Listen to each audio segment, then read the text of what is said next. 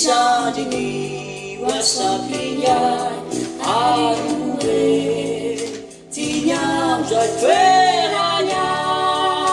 oh oh asanisha tesumi tsumini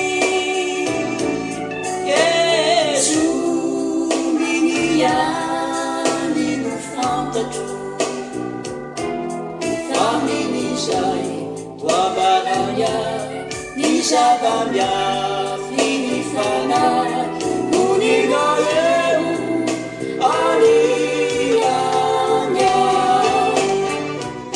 Nifana Tenakwe Tulevuna Jesus Impinye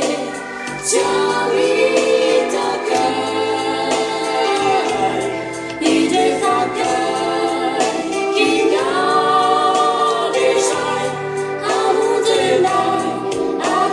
Socio Maranatha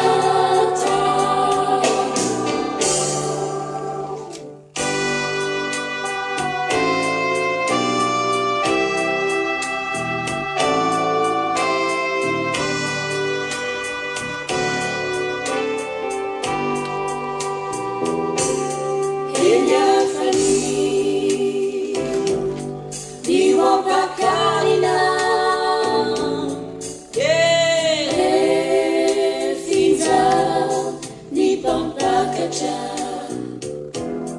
Tutuluci faiteti Sajeleni masu vavaweli Lasa tuku Nishava chatalu Oh oh Kalifune Nana jamani chan Yeri Tuvuwa Nituelaku Ifangaita miapaku Matitalu favovujiku Yara mitwecha Milatu kushu Nifana tenakwe Chulevuna Jesus ikrinye Chawitaka Indefaka Kinyarisai Amudena Avise socio Maranatha Nifana tenakwe Chulevuna Jesus ikrinye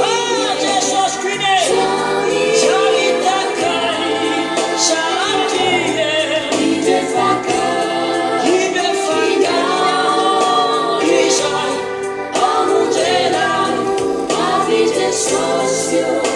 Maranatha Nifana tenakwe Chulevuna Jesus ikrinye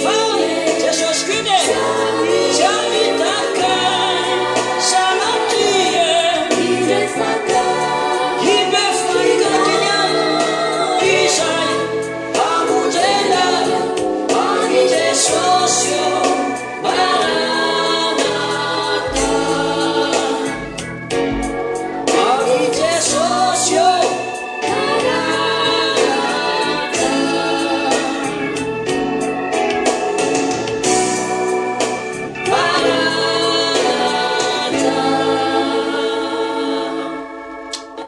Faly miarabantsika rehetra any tokantrano rehetra any amin'ny alalan'izao fandarana mivantana live efa fifampizarantsika mahazatra izao miarabantsika rehetra ihany koa zay tafiditra ao anatin'ny fizarana tsotra ny vidéo ny partage izany tonona amintsika rehetra ny fiadanan'i Jesosy Kristy Jesosy Kristy mamirapiratra eo amin'ny voninahity fiadanana ao antsika rehetra eny tompoko miazakazaka be ny toetra raha zay a iainantsika ny chronologie ny contexte misy antsika am'izao vaninandro farany izao. Araky ny lohahevitra hitantsika de ny zavatra ifantohantsika an'io sy hitondrantsika fifampizarana amin'ny anaran'i Jesosy Kristy akatsika lesona de ny lohateny mikasika ny amin'ny hoe bibidia. Sika raha vao miresaka n'ity hoe bibidia ity de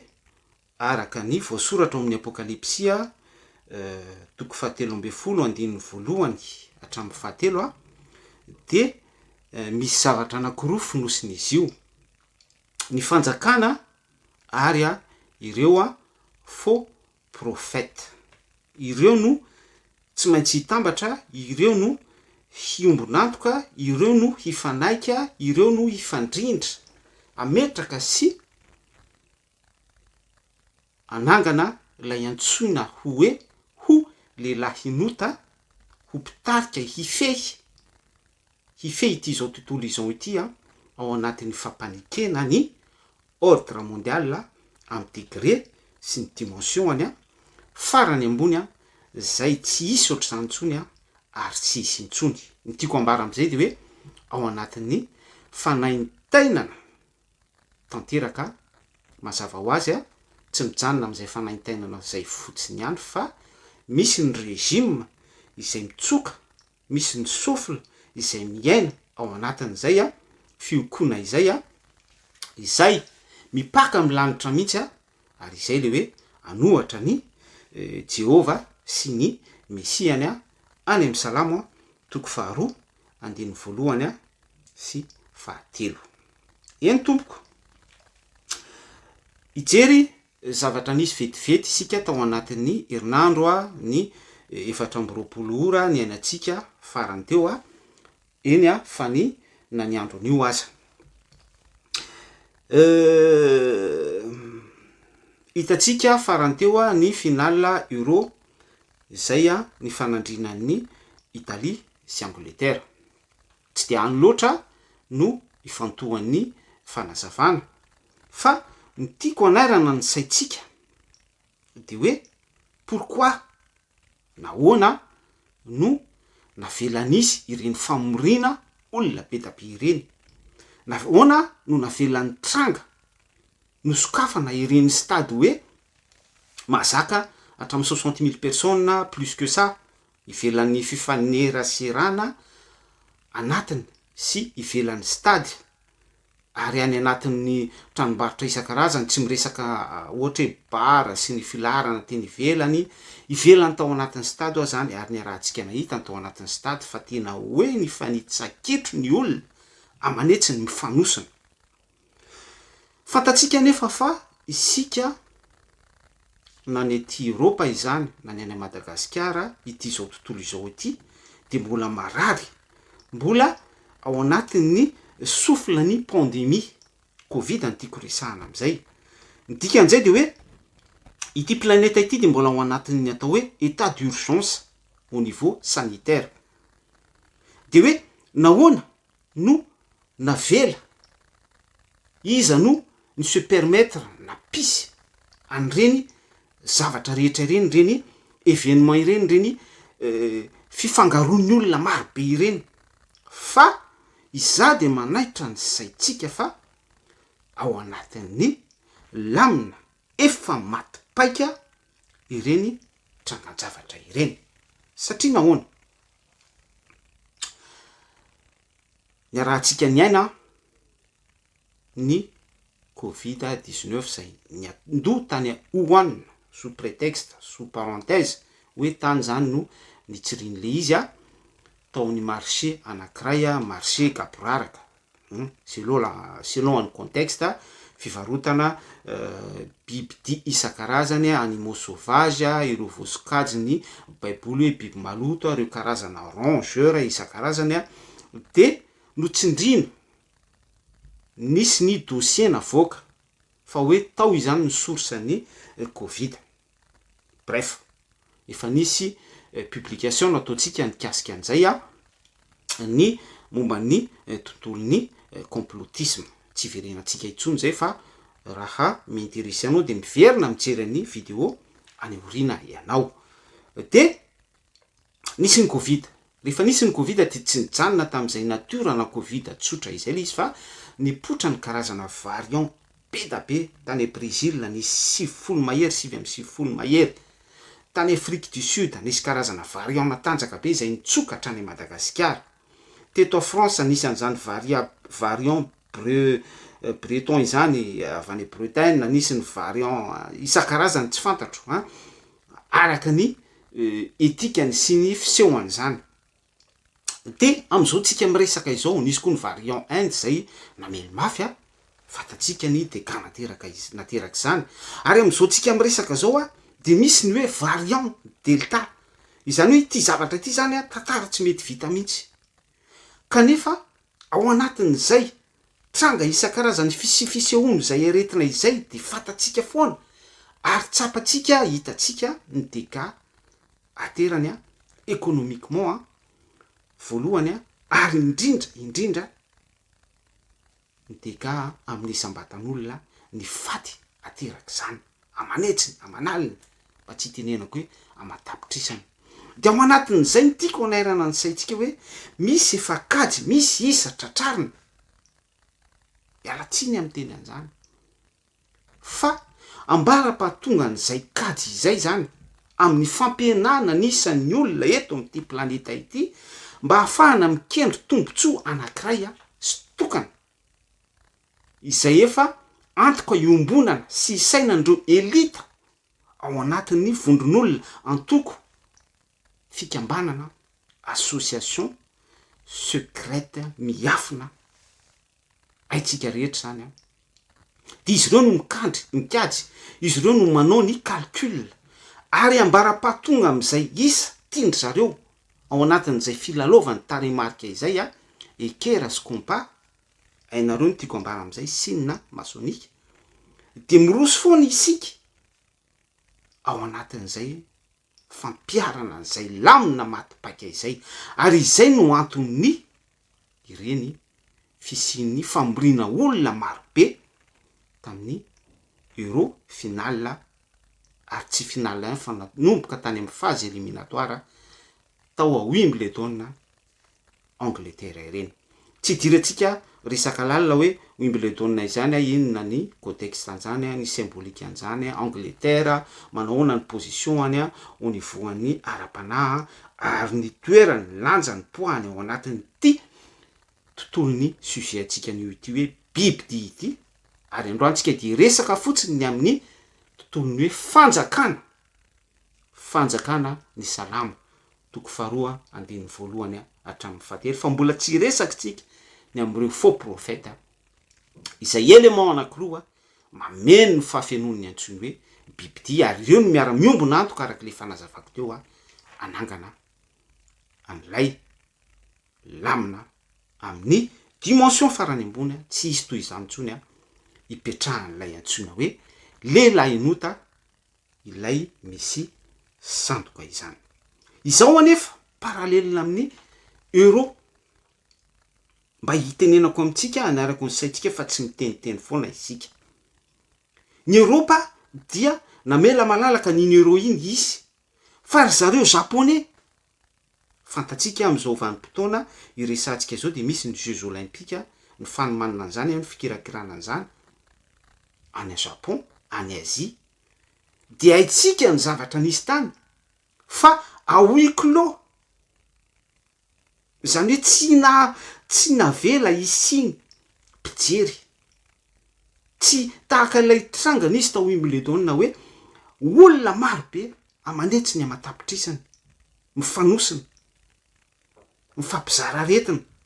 mifampiseho contaminé tao anatin'ilay canal no velarin'ny mpamandrika de ry zareo elita mpikirakira sy mpandamina lamina maneran-tany eto amin'ity zao tontolo zao ity fa ry zareo japonais na fantatra tsara mahay conscient ary isika rehetra tokony conscient ihany koa fa misy vokatra ratsy be misy effet cause grave be mihitsy ao ambadika io famborina olo io satria araky ny efa tenina tsitoko teo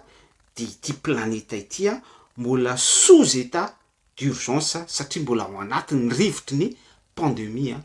ny covid araka ny variant mitsoka araky ny etikany sy ny karazany avy de ry zareo japonais nahafantatra tsara mahafantatra tsara mahay fa misy linina rozy tsy azo itepassena de tsinona izany fa io famorina olona io mipetraka zany ny fanontaniana hoe maninona ry zareo Europiana maninona ny taty Europa no namela malalaka ny fisiny reny activité ireny de araky le valiteniko teo hoe miditra isika mandroso hatrany isika ary miazakazaka be ao anatin'ny vanim-potoana ho fampidirana hatrany ny zanak'olombelona sy ny fiainan zanak'olombelona ao anatin'ny rivotry ny izay efa iainantsika ordre mondial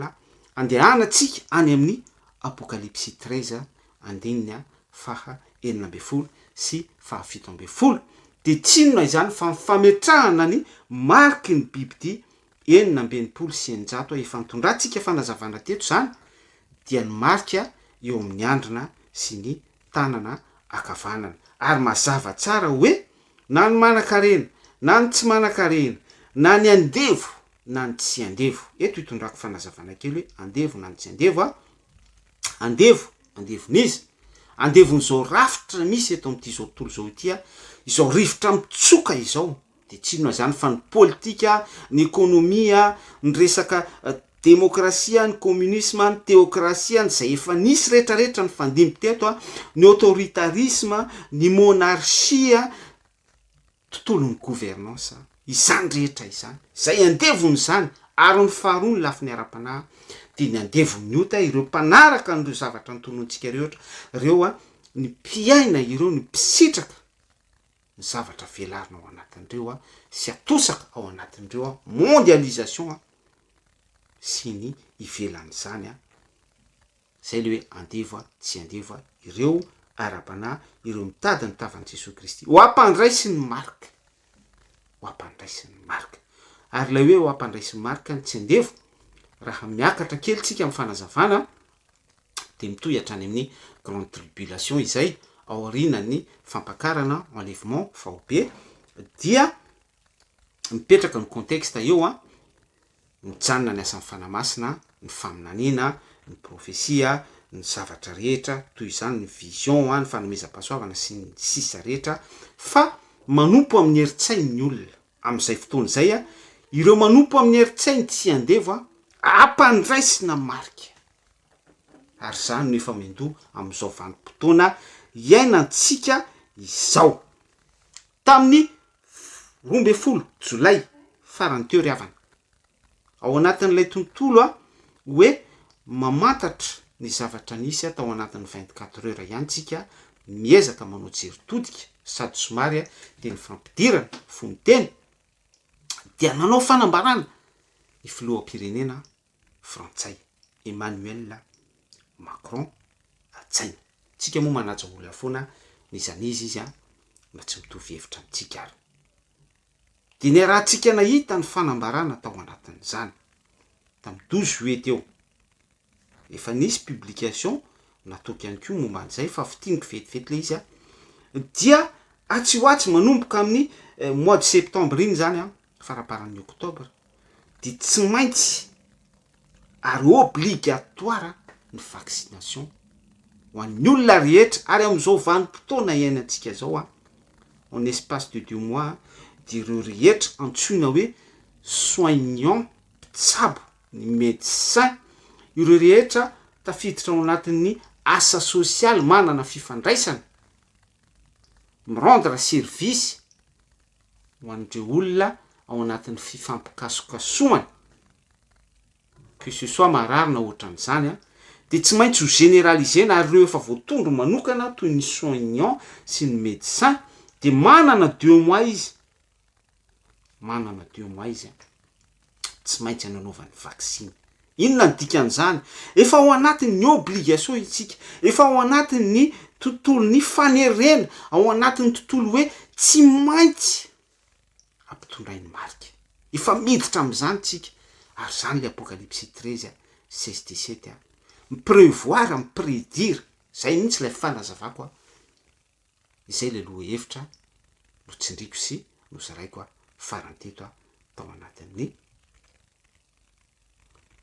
loha hevitra horonan-tsary faranteo. De ireo rehetra zay miseho tsy manaiky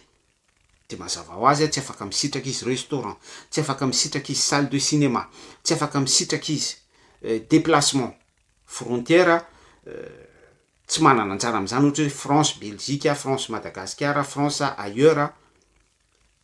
tel pays que ce soit européenne ou pas, ho avy izany tsy afaka hisitraka an'izany izy. Izay le hoe tsy maintsy, izay le hoe ordre mondial. Ary tsy maintsy a hiparitaka izany satria fantatsika tsara ny poids-ny la Frantsa. Raha miresaka la Frantsa antsika, ny rahantsika nahita ny situation tao a Greka nisy andriny crise ireny économique, de ny acteur principal tam'izany de la Frantsa nitondra réforme ary nametraka point par point ny système de réforme niaraka tamin'ny Allemagne tao anatin'ny tontolon'ny gouvernance hoe irelancena ny économian'ny Grèce. Ary fantatsika hoe bibliquement ny histoire ny Grèce zany, zareo grika. Tsy mbola hidirantsika détail zany fifa azonao ny tiako ambara am'izany rehetrarehetra izany. Mba ilazana amitsika hoe aiza ho aiza ny poids-ny la Frantsa, ny Allemagne, Europa, ary tsika raha vao miresaka Fransa izany de mazava ho azy voakasika ny africaine, y compris Madagascar. Ary tsy zavatra nisy fahatany reny hoe colonisation, fanjanahantany ireny,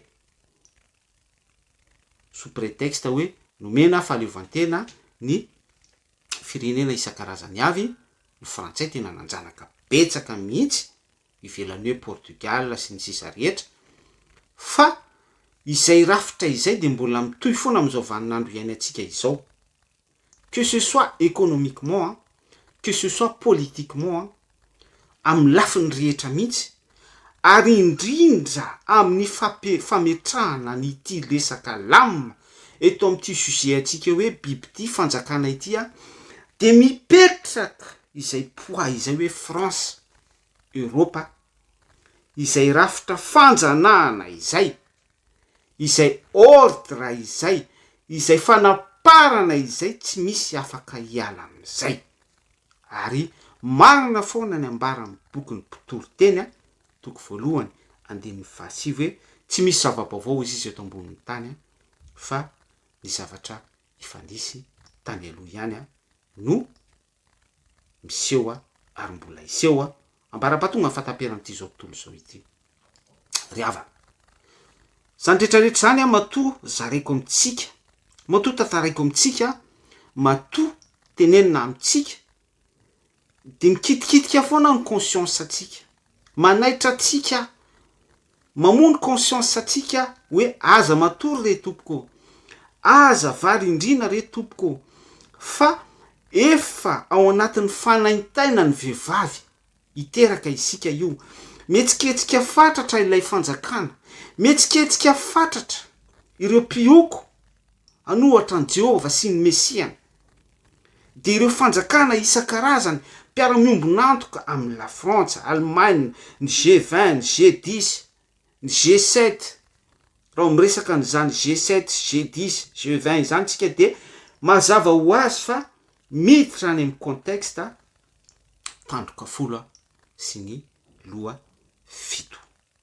Tandroka folo sy loha fito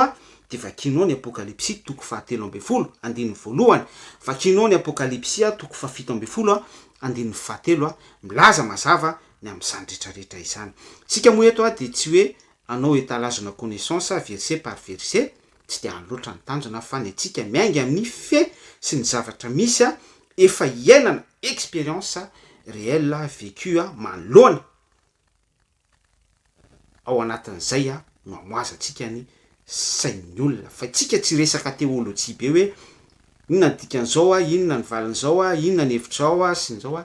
tsy izany satria zany a amiko a selon moi tsy de hoe anova toe-pon'olona sy hoe ahafahan'ny olona mitodiky mibebaka amin'Andriamanitra. Bref asa mifanà daholo moa zany rehetrarehetra izany na izao zavatra toriko zao ara ny tanjoko tsy de hoe ampibebaka anao sy anovanao fa kosa manao constatation de fait fotsiny a mizara zavatra misy a mba ahafahanao a mandinika avelako ny fanahy masina hiasa any am-ponao a ny herin'i Jesosy Kristy anapaka any aminao. Mbola ao anatin'ny tontolo ny 24 heures antsika hoe inona ny zavatra nisy omaly ry havana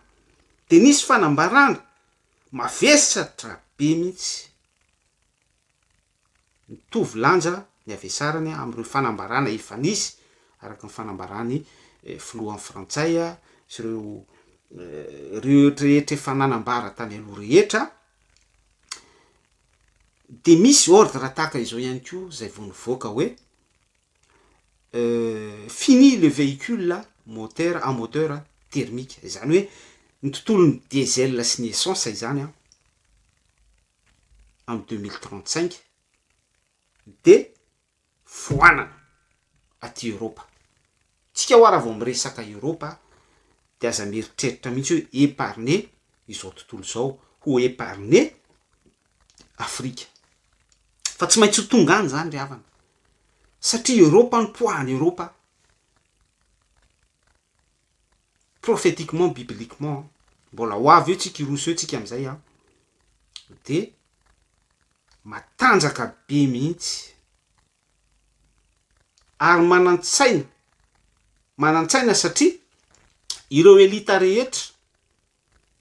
raha miresaka an'izay elite zay a de ao anatin'izany ny savant, ao anatin'izany ny professeur, ao anatin'izany ny chimiste, ny physicien, ny mathématicien, ireo mpikirakira ny kajy rehetra ireo lazaina fa illuminé, ireo ambara fa mamirapiratra manantsaina ny zanaka zao tontolo zao. Ireny rehetra ireny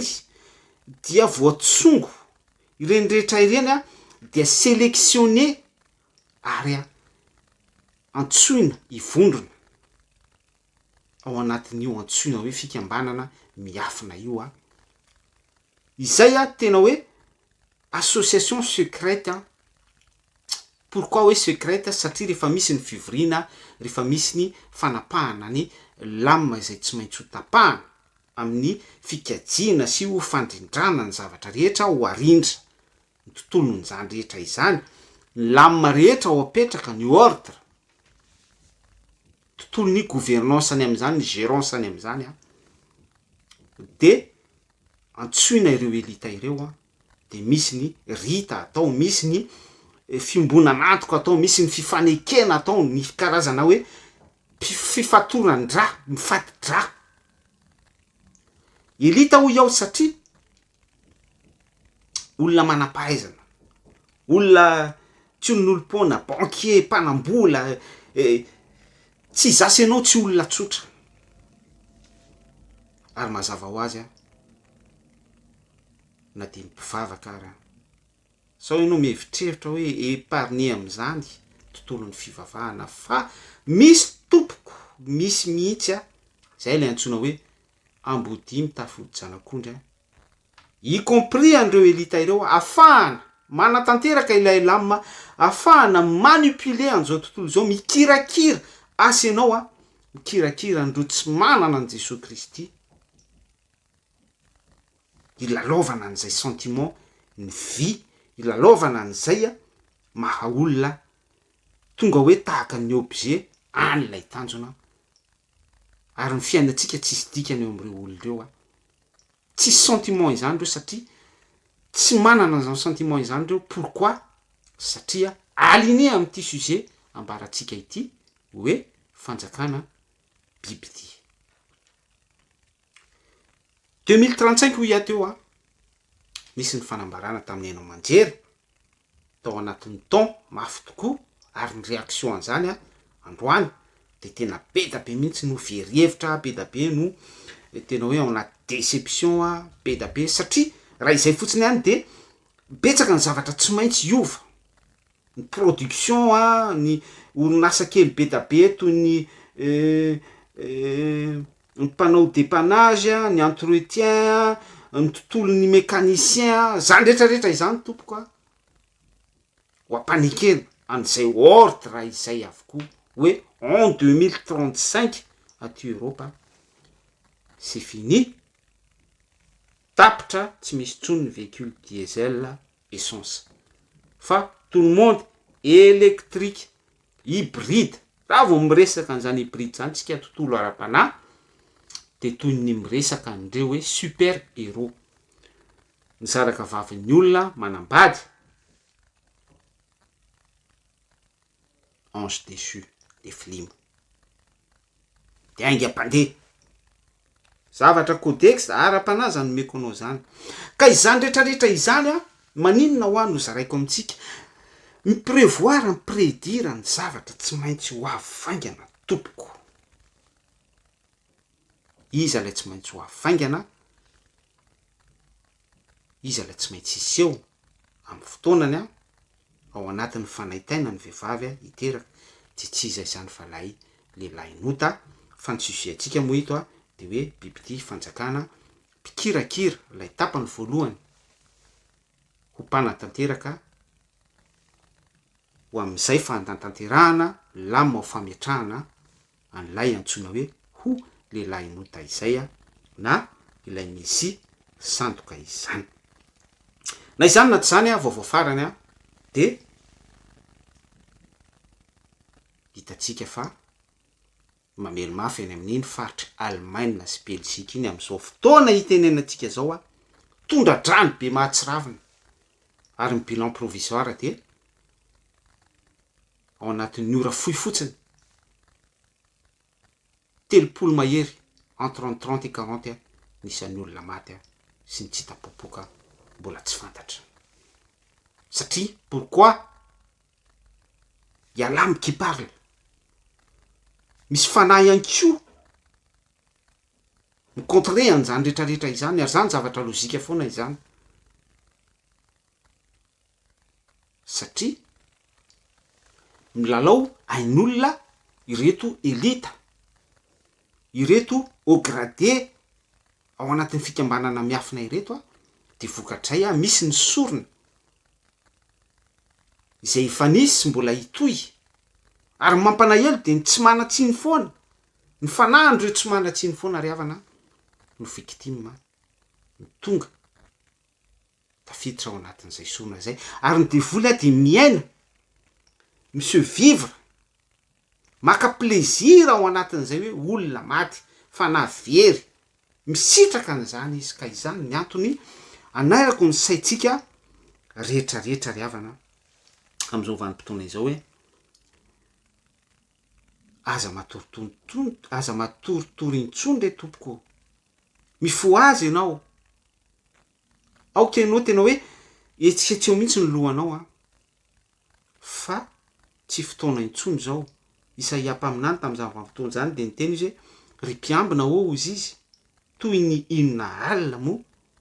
izao hiditra amin'ny ivony sujet am'izay ary sika biby dia ilay tondron'ny baiboly fa ametraka ny lamina mondial la sy ametraka n'ilay lehilahy nota de ambara ny apocalypsie 13 toko voalohany a andininy apocalypsie toko fahatelo amby folo azafady a andininy voalohany sy fahatelo de io le nambarako teo hoe fanjakana ny tapany voalohany a izao sujet atsika izao a de mbola isy rehefa misy ny fotoana de resaka ny amin'ny bibidia ireo faux prophète indray isika ireo singa anakoroa ireo élément anakoroa ireo no miara-mietsika ireo no mikondo ireo no miara-miaina ireo no tafiditra ao anatin'ilay hoe mifidy elita mifidy élément mifidy pion mametraka ny rafitra structure pyramidale Iry amin'ny farany ambony ery lalanota de ty ambany misy fanjakana sy vahoaka maro be mihitsy ary firenena maro. Apocalypsie 17:15 misoutenir an'izay système izay. Vakitsika vetivety Apocalypsie 17:15 amin'ny anaran'i Jesosy Kristy. Apocalypsia toko faha 7 andininy faha 5. Aroa izy tamy kondrano efa hitanao izay ipetrahan'ilay vehivavy tsanga dia olona sy vahoaka betsaka sy firenena maro ary samy hafa fiteny. Andininy faha 6 ary nitandroka folo sy ny biby ty izay efa hitanao dia ireo ankala ilay vehivavy tsanga ka atsinontsinona azy sy ampitanjaka azy sy hinana nofiny ary andevina ny tenany amin'ny afo. Teo de niteny hoe olona marobe, vahoaka marobe, firenena marobe fototra iorenan'ilay structure pyramidale, lay triangle pharaonique, lay pyramide. Raha vao miresaka pyramide tsika de miverina any amin'ny Farao mpanjakan'ny Egypta izay nampahory ny fiangonana ny vahoaka Hebreo, ny fiangonana Israel na nandefo 400 taona mahery ny fiangonana Israel tam'izany vanim-potoana izany. Exode. Inona ny tiana ambara am'izany? Izany zavatra ambarako anao izany de manambara ihany koa hoe atao anatin'ity fanjakana bibidia ity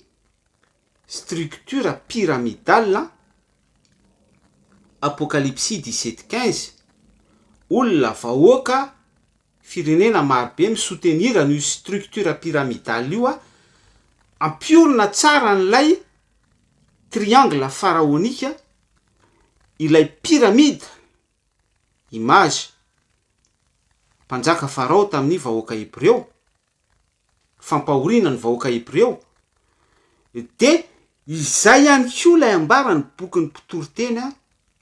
toko 1:5 tsy misy zava-baovao ety ambanin'ny masoandro sisy fanontaloha ihany no miverina ary zay foana no miverina ambara-patonga ny fataperan'izao tontolo zao ambara-patonga ny fotoana zay tsy maintsy ho avaingana. Dia am'izao vanim-potoana izao tsika de ireo fanjakana sy ireo olona marobe, ireo firenena marobe misoutenir, miconstruire an'io structure pyramidale, miconstruire, mame endrika an'io triangle pharaonique io de ireo ihany koa no ampahory tompoko, ireo ihany koa no ioko am' Jehova sy ny Mesiany. Salamo toko 2:1 sy 3. Ary ny zavatra misy giainatsika dia efa ao anatin'izay contexte izay. Raha mahita isika ny persécution tany amin'ny faritry Moyen-Orient reny, haitsika rehetra izany fanjakana ry zareo Daesh, tena hoe état islamique. Takiny ahoana ny fampahoriana ny mpino kristianina tany amin'iny faritra Moyen-Orient iny tam'izany vanim-potoana izany. Ary tena hoe fampahoriana amin'ny faratapony mihitsy izay tsy manaiky miankohoka amin'ny Andriamanitra ivavahany zareo. Haitsika rehetra Andriamanitra zay tompoiny zareo, zay tsy manaratra n'ilay rafitra constitution fanekena alliance natsangany zareo. Raha vao miresaka alliance zany tsika, oui, alliance voalohany entre ny Yahweh Elohim sy ny vahoaka Israel, fa ny alliance natsangany reto izay antsoina hoe fanatika ry zareo Daesh aty Afrika de mbola misy ny Boko Haram sy ny sisa rehetra, ireo rehetra tontolo ny fanatika tahaka ny tamin'ny androny Hitler sy ny communisme à l'époque, zay pampahory, pampijaly, mpamono, mpandringana rendrehetra ireny a de fatatsika atao anatin'ity contexte ny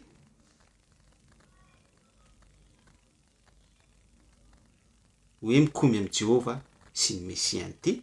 dans le sens hoe mipersécuté ny vahoaka an'Andriamanitra tahaka ny namonony Farao tao anatin'ny structure pyramidale tam'izany vanim-potoana zany a sy ny nampijaliana izy ireo a ny vahoaka Hebreo na nandevozan'izy ireo a de izay kisary izay koa no mbola iainantsika am'izao vanim-potoana zao a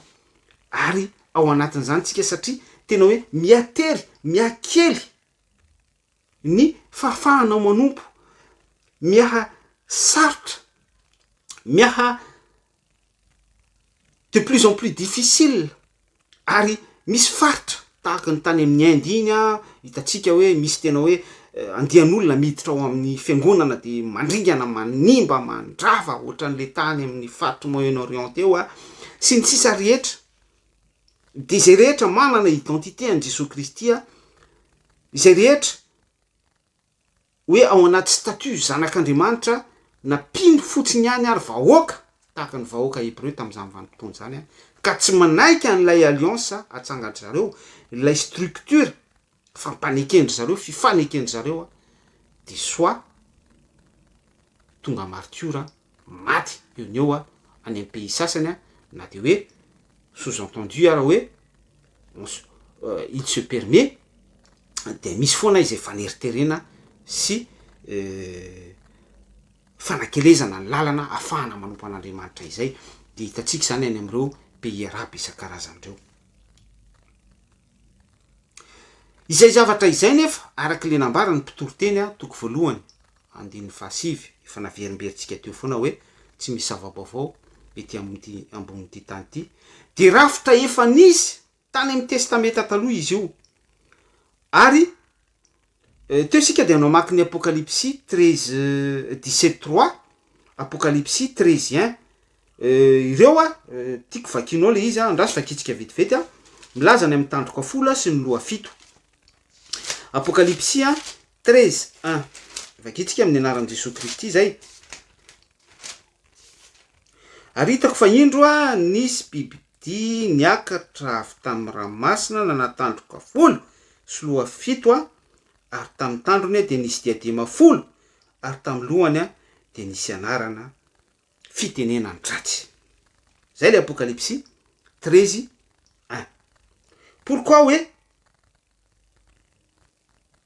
pourquoi hoe nanatandroka folo a sy loha fito tandroka folo a loha fito eo mitety foana le izy tsy miresaka membre inférieur fa aty amy loha mihitsy zany mazava ho azy a araky le vidéo mitondraky fanazavana farany teo tsika raha vao miresaka teto a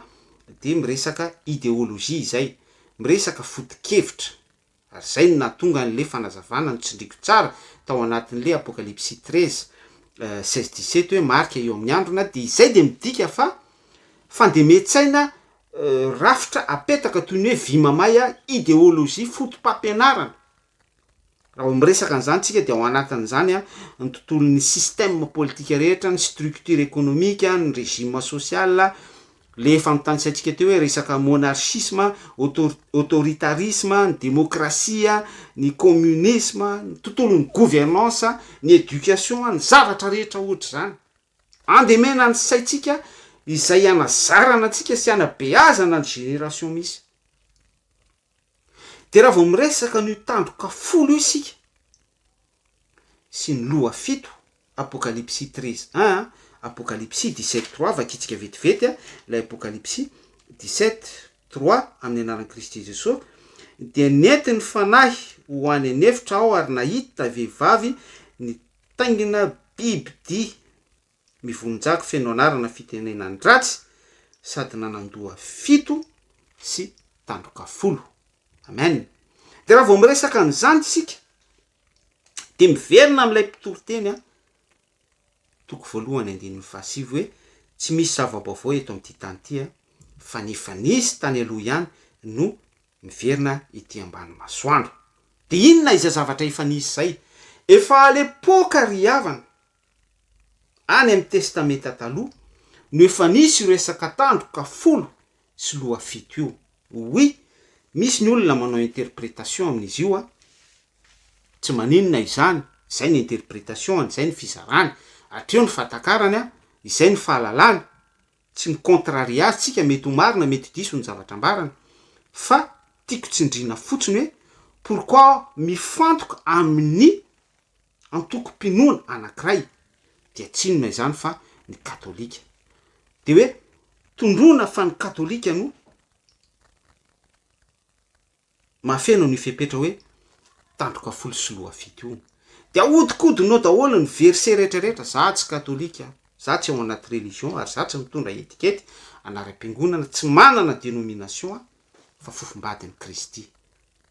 Zay ny dimension misy ary miady miafy ao anatin'ny bataille spirituelle mba ho vady apakarina. De raha miteny ianao zany fa ny katolika no mahafeno ny fepetra ny tandroka folo sy ny loha fito,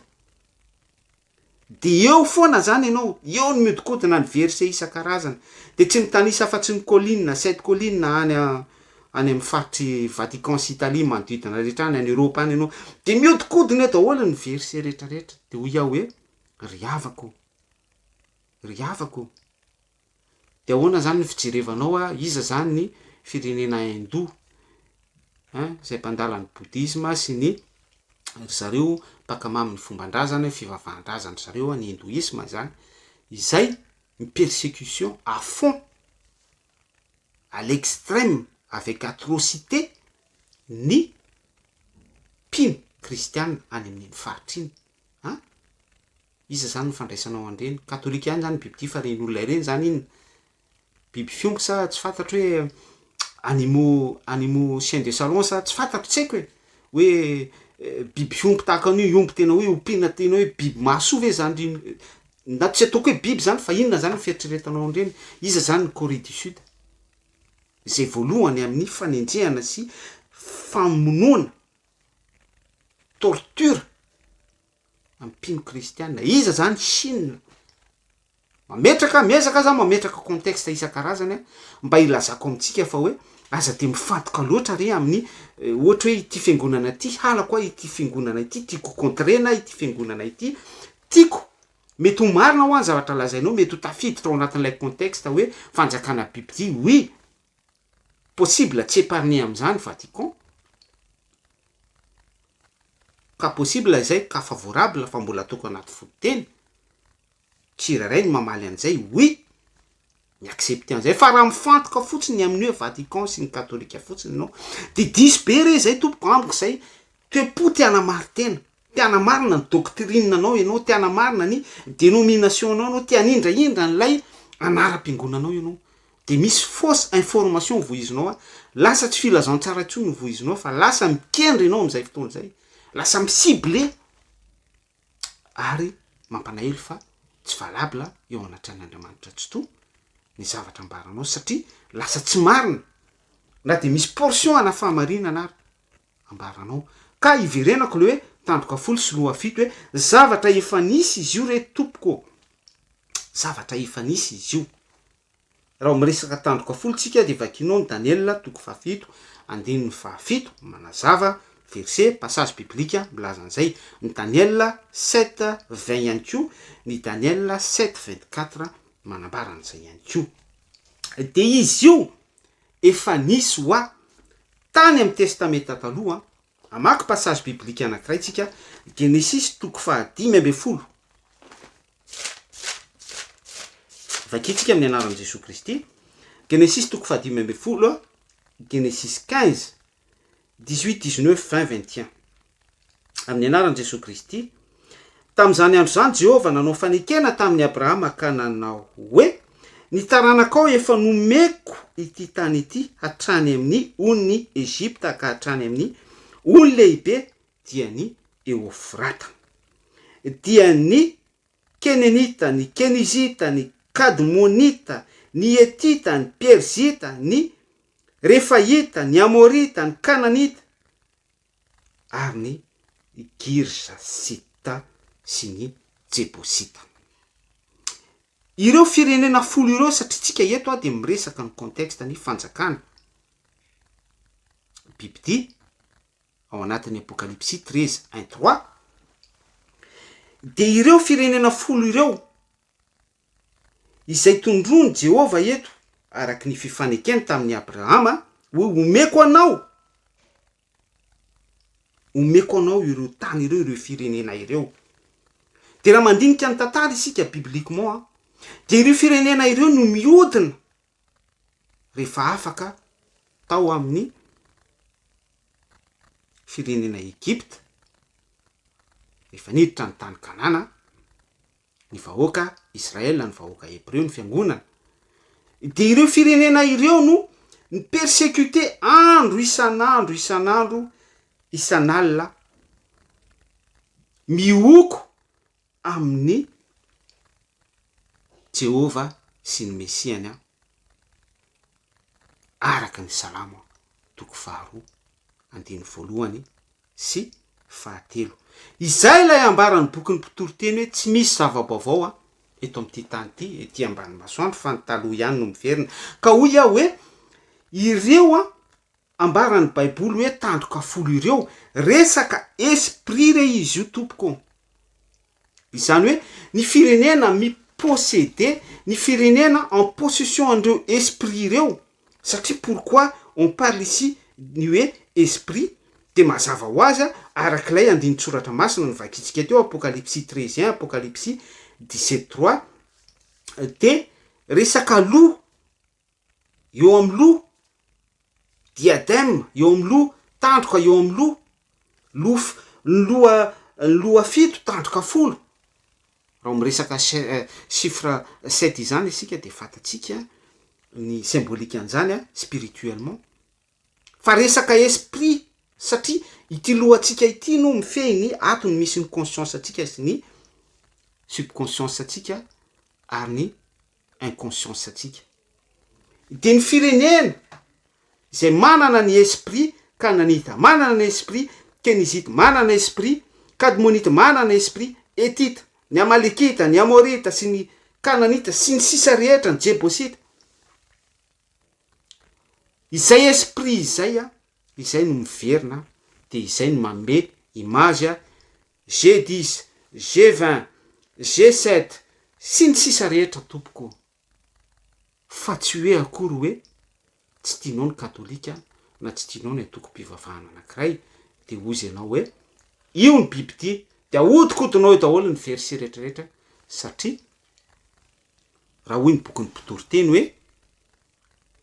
mpitoroteny 2:7 hoe tsy misy zava-baovao ety ambony masoandro de à l'époque ny testamenta taloha tompoko tsy nisy resaka katolika izany tsy misy resaka 7 colline Vatican zany tany amin'ny testamenta taloha, tsy voalaza tany zany. Fa ny fiseho an'ny filazantsara, ny chronologie an'ny filazantsara de ny zavatra taloha no miseho amin'ny vaninandro iainantsika ary zany ny antony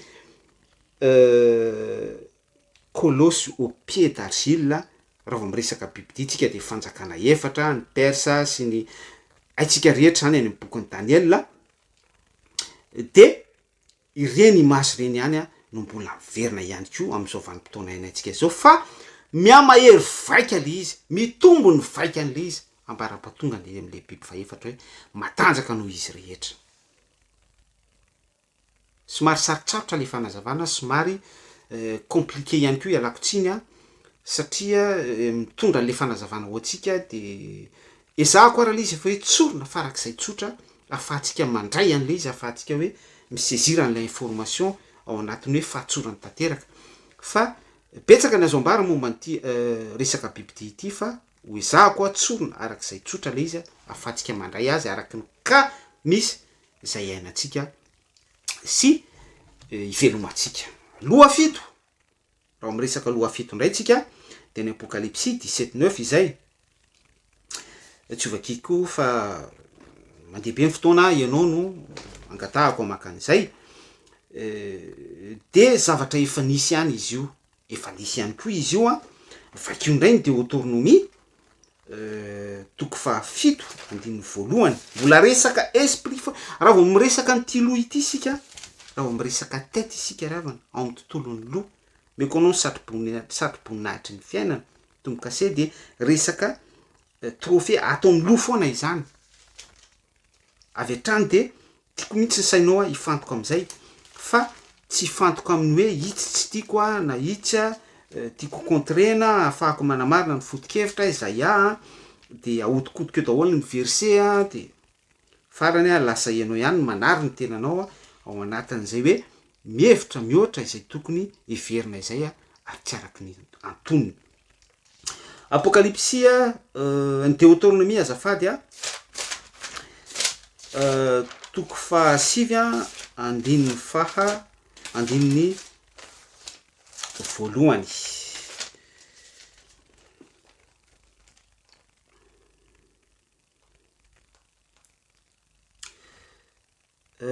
Deutéronomie toko fahafito azafady fa tsy toko fahasivy diso kely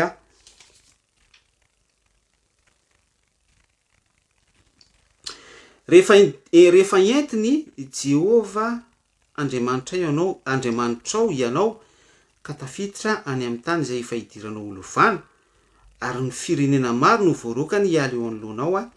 dia ny Etita, ny Girgasita, ny Amorita, ny Kananita,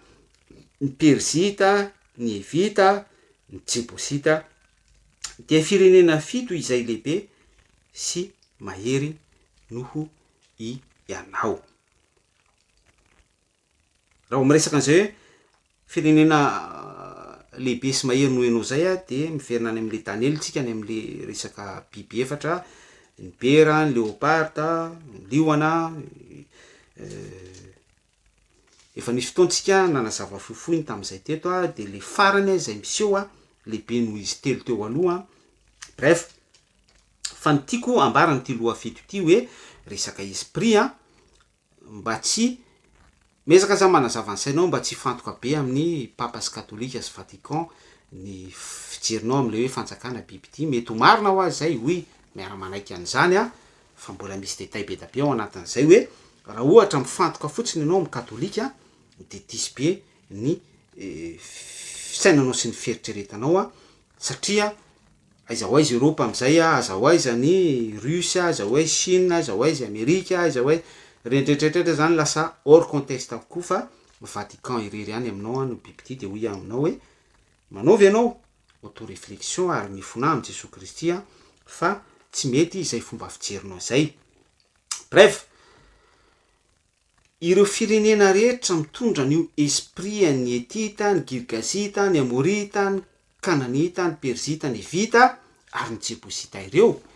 mitondra ny esprit 7 pays ireo zany ireo no mbola animé amin'ny tanjany sy heriny am'izao vanim-potoana iainantsika izao de ireo no manome an'ilay antsoina hoe G7 fanjakana fito mitondra ny loha fito mikonokonona atao anatin'ity antsointsika hoe fanjakana biby ty tapany voalohany amin'ny apokalipsia toko faha 13 1-3 ity riavana zany rehetrarehetra izany matoa nambara tamitsika zany rehetrarehetra izany matoa nazavaina amitsika de tiako foana no mampita mesazy amitsika sy manambara amitsika fa ireo zavatra rehetra ireo firenena tandroka folo zay efa nisy tany amin'ny Genesis toko 10 sy ny loha fito zay efa nisy tany amin'ny Deutéronomie 7 teo ireo amafisiny Apokalipsy 17:9 dia ireo esprit ireo de velona ary tena hoe animé en puissance am'izao fotoana iainantsika izao. Tsy manam-potoana hidetahena aminao hoe iza ary no firenena maka ny toeran'ireo ambara hoe Kananita, ny Amalekita, ny Kenizita, ny Kadmonita, ny Perizita, ny Amorita sy ny sisa rehetra, ny Jebosita, ny Etita sy ny sisa ireo tsy manam-potoana hidetahenanao am'izany fa rehefa azonao fotsiny hoe ny firenena izay mpiodina nampahory ny vahoaka mpiantsy ny Israela tam'izany tamin'ny mpanjaka isan-karazany fandimby hatreo amin'ny Solomona mpanjaka dia hatreo amin'ny Davida mpanjaka de ireo ihany koa no miantsy ny vahoaka an'Andriamanitra amin'izao vanim-potoana izao ireo ihany koa no manome ny fanjakana ary mandeha amin'ireo esprit etita sy gargasita amorita kananita persita evita ny jebosita mandeha amin'izay esprit zay ireo ary ireo no mikonokonona sy miaina mampiaina nyzao rafitra iainantsika hoe ordre mondial, vaccination massive, fini véhicule moteur thermique sy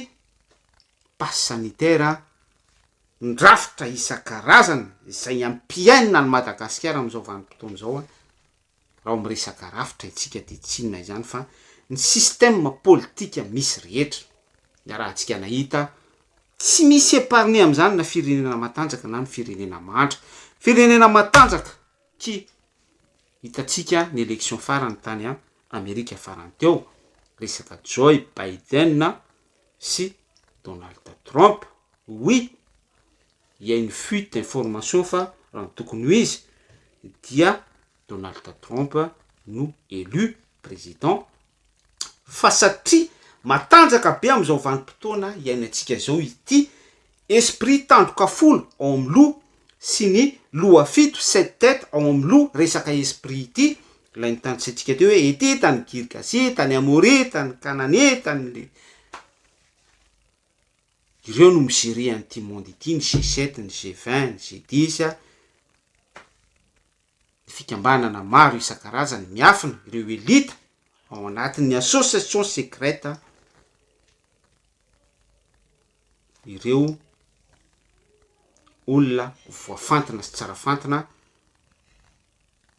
mikirakiran'izany système rehetra izany tena raha antsika nahita ao fa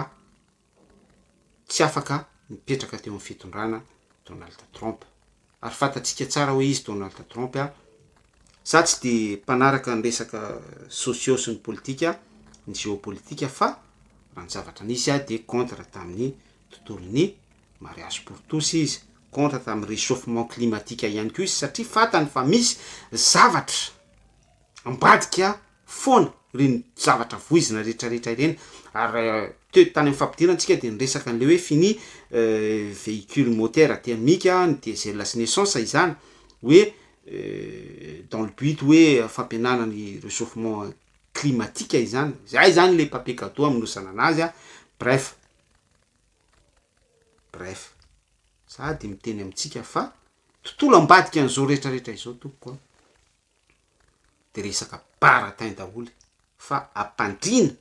atrisatsika ny média, mampandradrisatsika ny Facebook, mampandradrisatsika ny YouTube, mampandradrisatsika ny Twitter, mampandradrisatsika ny TikTok. Ary tena ny tanora moa ao anatin'izany de séduit mifaninana manao challenge au lieu de hoe hisokatra ny maso, au lieu de hoe hifono conscience, au lieu de hoe mba ho taitra am'izay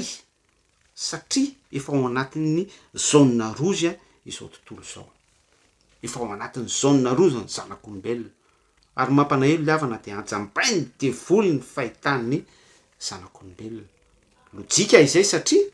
raha vao tsy manana ny roaka esprit saint isika, raha vao tsy manana ny fanan'Andriamanitra isika manazava atsika, zay le hoe na ny zavatra ho avy aza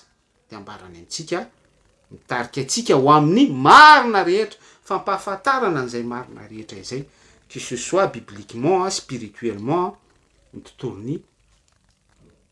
monde terrestre mazava ho azy ny monde céleste. Raha vao tsy manana an'izay antsoina hoe fanamasina izay tsika de hoy ny olom-poana ataon'ny olona objet anatanterahany filany ataon'ny élite mondiale, ataon'ny zareo amin'ny fikambanana miafina, zareo ao anatin'ny structure pyramidale, zareo ao anatin'ny esprit dicorne sy 7 tête, zareo mitondra an'io esprit io zareo Europa, zareo OTAN, zareo ONU, ny organisation isan-karazany zay branche atsangana sy ajoro ao anatin'ny lamina ary aparitaka manerana izao tontolo izao ny secours isan-karazany, ny association isan-karazany hoentiny manatanteraka mindroso makany amin'io antsoina hoe fanjakana ioko salamy toko faharoa andiny voalohany sy fahatelo a ioko am Jehova sy ny mesiany io. Amaraparana ny fifampizarana isika, mino fa misy zavatra lehibe sy azonao raisina ao anatin'izany. Ny afatry farany de hoe aiza ho aiza ny toerana misy a Madagasikara manoloana ny hoe fanjakana bibidia ioko am Jehova sy ny mesiany io. Salamo toko faharoa andiny voalohany sy fahatelo io, samy teny amitsika fa efa ao anatin'ny Madagasikara. Nisy fotoana il y a 4 ans passés ou 3 ans, je me rappelle pas pourquoi hoe tao Madagasikara ny sommet fivoriana allocution masonika maneran-tany. De reo rehetra elita sy élu mpikambana haut gradé tao anatin'izany fikambanana masonika izany. De tao Madagasikara isika ny firenena malagasy no nandray ny sommet international. Afaka jirenao ao anaty internet zany ny am'izay fivoriana miafina association secrète izay. Tsy nisy mipika tamiko, tsy nisy mipika taminao, tsy nisy mipika tamin'ny média, tsy nisy mipika tamin'ny Viva, tsy nisy mipika tamin'ny RTA, ny TVM, mazava ho azy sy ny sisa rehetra, ny radio isan-karazany ny zavatra tapaka tao, satria izay le hoe association secrète fa mijanona ao anatin'ny pacte nefa mampifatotra azy ireo mpifamatotra andreo elita ireo izay fikirakirana sy ny hevitra tapaka tao rehetra. De za miteny amitsika fa tsy misy hoe mandeha ho azy, tsy misy hoe parazara ireny vato-menjera aveny ambony ampamarinana menjera dia mamasina miteraka ain'olona tsy manatsiny ny aitany ny kerehany atsimo mitondra drano ny zavatra isan-karazany mahavery ny ain'ny olona tsy manatsiny comme ça. Fidirana baolina eo Mahamasina, ny révolution teny amin'ny fianiana lapa teny Ambotsirohatra, riavana. Tsy haiko be da be ny zavatra tiako ambara fa isan'ny grain kely be da be zany anairako ny sainao hoe pourquoi zany nisy tao Madagasikara. Satria misy an'le âme, misy an'le fanahy, misy an'ilay aina tafiditra ao anaty sorona riavana. Tontolo aram-panany resahantsika, tsy mivize an'izy tsika, tsy misible an'izy sika fa manao rapport constatation de fait ny zavatra nisy. De ny raha tsika nahita nisy ny fuite de formation, ny resaka élection tao Madagasikara, ny resaka CENI, ny resaka haute autorité hatrany amin'ny Bianco tontolo ny fitsarana isan-karazany, ny volamena ny poritsaka, ny resaka justice, tsika tsy resaka nationalité, ny karana sy ny sisa rehetra, fa système planté na voulu daholy, zavatra créé napetraka ao anatin'ny gestion politique. Ny fotoantsika teo ny resaka monarchisation, ny autoritarisme, ny démocratie, ny communisme, théocratie, tontolo ny gouvernance, zany rehetrarehetra izany dia ao anatin'ny lame efa ifanekendreo mpifanaika mpifatotra ao anatin'io association secrète io mametraka n'lay lame irosony zao monde izao ao anatin'ilay hoe fanjakana mioko amin'ny Jehova sy ny mesiany. Ara-mandinika ankao Madagasikara ny ianao miaina andro mandalina ivelan'ny hoe olona tena hoe miantsapy amin'Andriamanitra, satria ao anatin'ny fotoana farahorana isika efa natsitoko teto zay. De miaina andro manalina ny génération mifantoka amin'Andriamanitra tsy to, mivavaka fa distre variana amin'ny fiainan'izao tontolo zao ary efa manompoka mitsiry any anatin'ny sain'ny génération zany hoe Jesosy Kristy ny fivavahana kristianina ny tontolon'ny kristianisma no lasa symbolisena hoe izany fivavahana kristianina izany no mampahantra ny malagasy ohatran'izao izany fivavahana kristianina izany no mitondra an'izao fahoriany malagasy zany hoe inversé total na mihitsy zany lay tendance mba ilazako aminao hoe efa miroso foana zany isika any am'le fanjakana sy ny mpanjaka n'izao tontolo zao ioko am' Jehova sy ny Mesia ny teniteny atao hoe Madagasikara tsy épargné satria Madagasikara miconstruire ao anatin'ilay pilier fototra iorenan'ilay système pyramidal araky le triangle pharaonique nasehoko teo ilay symbole andry zareo mpikambana miafina lay triangle dia ty ambany ny base ny vahoaka sy ny firenena be da be olona be da be Apocalypse 17:15 iorenan'ilay fototra izay isian'ilay biby ty ery amin'ny farany ambony icommande an'ity zao tontolo zao ity ampahory ao anatin'ny grande tribulation ioko amin'ny Jehova sy ny Mesiany Yahweh Elohim sy ny Masiahany de izany zavatra izany no iainantsika am'izao vanim-potoana izao lay fanjakana be da be y compris Madagasikara no misupporter manangana an'io structure pyramidale io ary ny structure rehetra misy zay efa mipetrapetraka hatrany amin'ny éducation ny rafitra fambolena raha miresaka fambolena zany de miresaka nireny système bio sy non bio miresaka produit alimentaire zay mpinananao ny paty isan-karazany sy ny sisa rehetra miresaka zany tsika raha vao miresaka tontolony agricole na miresaka santé tsika de vao nresahantsika tany amin'ny fampidirana resaka passe sanitaire miresaka vaccination miresaka sécurité ihany koa sika de hitatsika amin'ny politique internationale zareo firenena matanjaka zay milaza hoe on va s'appliquer la démocratie dans des pays africains sy ny sisa rehetra de zay rehetra hoe lazaina fa ao anatin'ny rafitra hoe dictature dia ongana hitatsika zany ny resaka Gbagbo ny resaka Congo sy ny tany Libye lazaina fa tsy rafitra démocratique de inversena izay tendance zay de renena ny désordre de zareo mametraka ny ordre de mba ilazana amitsika hoe zany ny gouvernance ketrehan'ny reto olona elite mondiale sy olona voafantana professeur olona manantsaina ny tontolon'ny santé olona okradia amin'ny tontolon'ny fivavahana ireo elite mondiale ao anatin'ny fikambanana miafina io ka riavana amarana ko azy de hoe aoka re tompoko isika mba tsy ho variana fa miazakazaka be mihitsy ny chronologie misy atsika am'izao vanim-potoana izao ary mampanaelo anefa de ny génération misy de atao variana ao anatin'ny Facebook atao variana ao anatin'ny YouTube atao variana ao anatin'ny Twitter atao variana amin'ny télé-anao manjera de passive ao anatin'izany de misitraka maka plaisir satria ny devoly de miasa amin'ny tontolon'ny numerika mame plaisir mame misy illuminer mame fahazavana mamirapiratra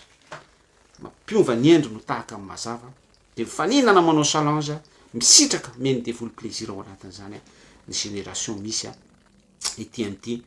tany ety zany zavatra misy ravana mino fa voarainao ny afatra lavalava ny fotoanantsika amin'ny manaraka indray sika miresaka ny bibidy tapany faharoa de tsinona izany fa ireo faux prophète izay tena miparitaka sy feno ihany koa eran'izao tontolo zao aty Afrika Madagasikara tsy épargné ihany koa any anaty fiangonana isan-karazany ihany sotra ny tompontsika ny amin'ny fotoana zay vita tera sy mankalaza anao zay Jesosy Kristy mivoninahitra any misandratra foana Andriamanitra raitso Elohim amin'ny anaran'i Jesosy Kristy zanakao misaotra anao no fotoana zay totosa sy afaka ny fizarana izay tontolon'ny fanjakana mira bibidy izay tapany voalohany amin'ny Apocalypse 7:10 enao no mena voninahitra enao no ankalazaina ary mino Jesosy Kristy fa enao ny ampazava ny toe-pon'ny tsiraray amin'ny tokony ho fatakarany tsiraray izay tokony ho takarina ao anatin'ny tontolon'ny zava-miafina ety amin'ity zao tontolo zao ity mba ho tanteraka aminay ny teninao a araky ny 1 Tesalonianina 3:25 hoe Andriamanitry ny fiandratanana ny hanamasina anareo a mba samoambinina avokoa ny aintsika ny fanahintsika ny saintsika ny courant esprit atsika ka tsy anatsiny isika amin'ny andro fiavian'ny zanak'olona iny amin'ny raony lanitra. Mena voninahitra anao amin'ny zavatra rehetra. Mirary soa antsika rehetra. Alleluia. Amen. Tahin Jesosy Kristy daholo tompoko. Veloma tompoko.